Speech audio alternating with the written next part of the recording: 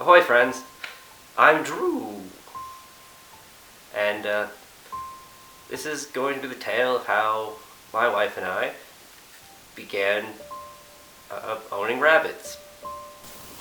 Ta-da! I figured since Easter is coming, it's a good time to make a video about owning rabbits, since rabbits come up a lot in Easter. And in 2014, Easter was on April 20th. And then 68 days later, my dad found a little rabbit abandoned at his baseball diamond. And he said that she just hopped up to him and he just picked her right up, and he knew right away that she was a pet rabbit that someone had just abandoned there. So my dad took her home, and they had 3 dogs at the time, so they had to keep her separate in another bedroom away from the dogs, as they just wanted to sniff her and play with her. He tried finding her original owners. He put up flyers and stuff and posted on Facebook about her, but no one came forward saying that they lost a rabbit, and no one came forward saying they abandoned a rabbit either. So he just kept her. So he found her at the end of June, and at the start of August, my wife and I had kind of forgotten that they had found this rabbit. We went to visit them one day. My mom brought this little rabbit out and handed her to me, and that reminded me about Dad finding her. And we all made jokes about my dad finding animals and nursing them back to health, because it's just something he's done our whole life. Finds a wounded bird in the backyard and he'll nurse it back to health and let it go. Quite common occurrence. We fell in love with her as soon as we held her, saw her. She was so sweet and so small, but we couldn't take her back to our house at the time, because we didn't have a house. We were living in a very small apartment, and our landlord would not allow pets. We also didn't have any space for pets. It was a 1-bedroom apartment that was slowly becoming too small for the 2 of us to live in. So we decided to really bunker down and fast track our plans to buy a house. And at the end of the year, we had saved up enough. We put a down payment on a condo, and then moved in February of 2015. And then as soon as we were all settled in with our boxes and stuff and slightly unpacked, we got my dad to bring the rabbit over. My mom named her Molly.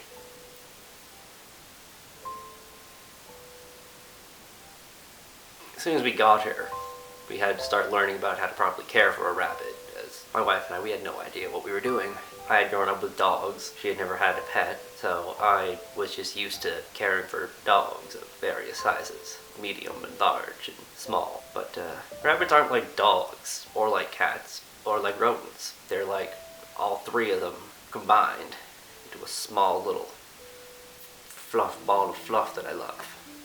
I knew that rabbits need a lot of space, so I got some wood and some chicken wire and a staple gun and a circular saw, and I went into the basement and I cut up all the wood up, and I stapled it all together and screwed it together and built these fence posts that we could rearrange. My dad built the posts for me to slot them into so that we could have a big space for her in the living room, and then we could open that up into an even bigger space in the living room so that she could run around even more. We had to do that because the stairs were open back, and I was really afraid of her just hopping down the stairs and then falling through the open back. We were going to put a fence in to block that off, but I didn't want to screw one into the fence, and all the fence posts that we could find she could just squeeze right underneath. So those were all out of the question. We eventually built her a cage. It's this one right here next to me.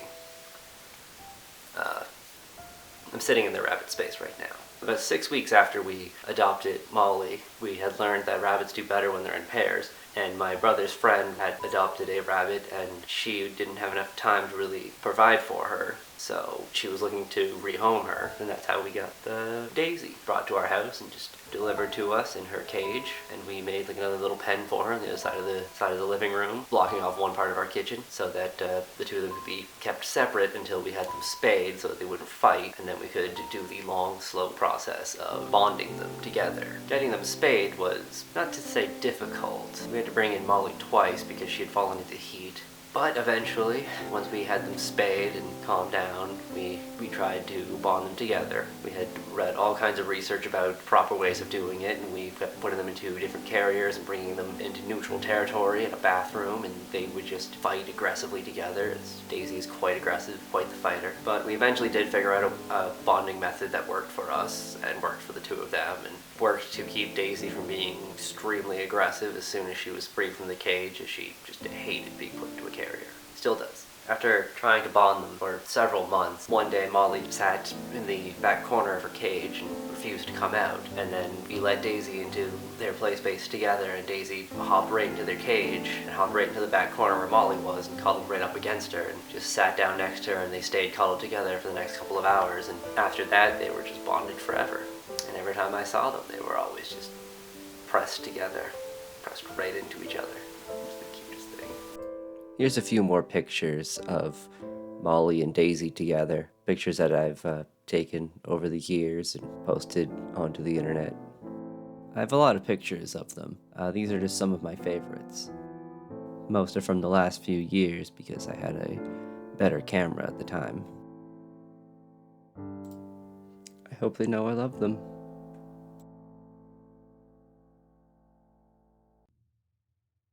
Just before Christmas in 2018, we found this canopy.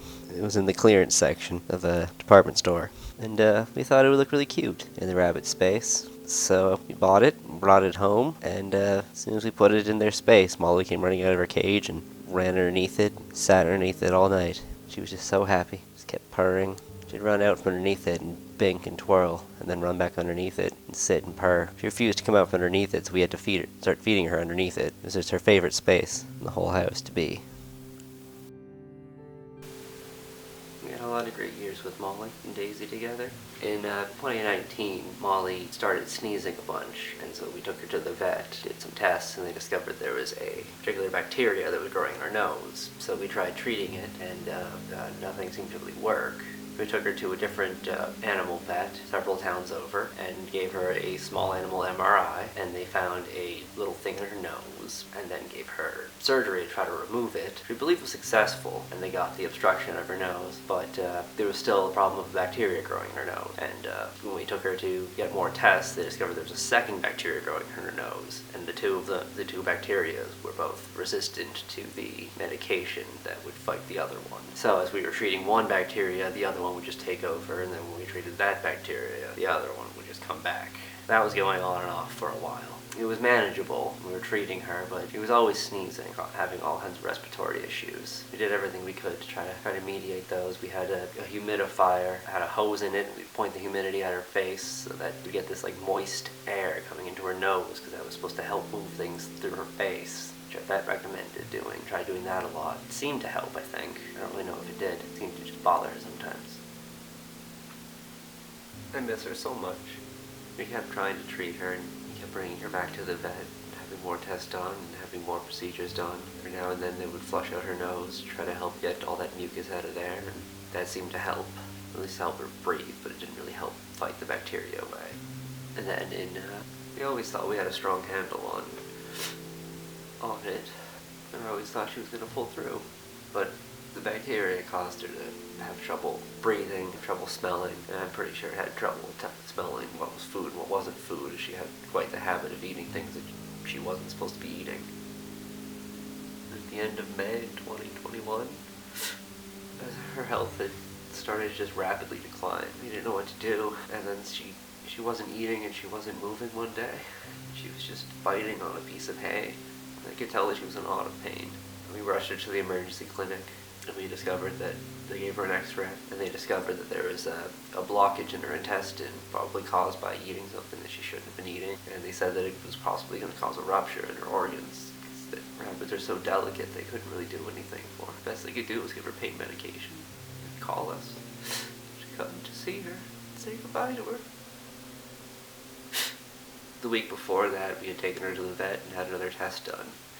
The lab report came back after she had passed to let us know that both the bacteria were still there, had come back with quite the vengeance, and a third one was growing in her nose, and our poor little rabbit just couldn't catch a break. I used to sing to her. I would sing the song from BoJack, the one that his grandmother and that fly sang across time. I will always think of you. I see your face when each day's through and days go past, oh so fast, but memories they last.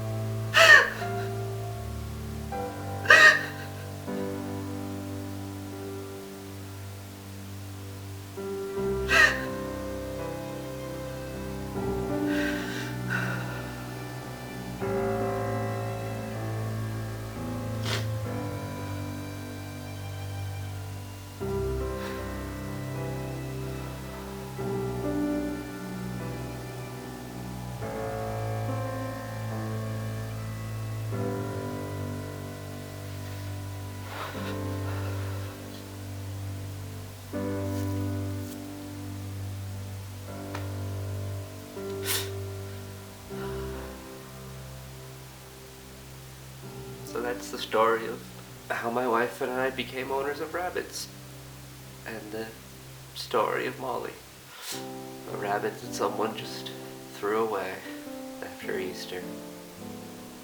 I guess I should end this video by saying something about rabbit ownership. They are a 10-year commitment, or more so than that. Hopefully more so than that. I really hope that they live longer than that. They need a really big cage. Well, they shouldn't be caged, but if they need one that they can stand up in and they can run around in. The one that we build for them is 2 stories, and I leave the door open on it all the time. It's really just a place for them to go. They are quite messy. They need a lot of space. They need a lot of love. They need a lot of patience and understanding. Never abandon your pets outside. Before you adopt a pet, consider your lifestyle. Read up on them, read up on your care, unless you're completely willing to restructure your life, like my wife and I were, for a small rabbit that someone abandoned, that deserved a good life, and I like to believe that we did give her a good life. Thank you for watching.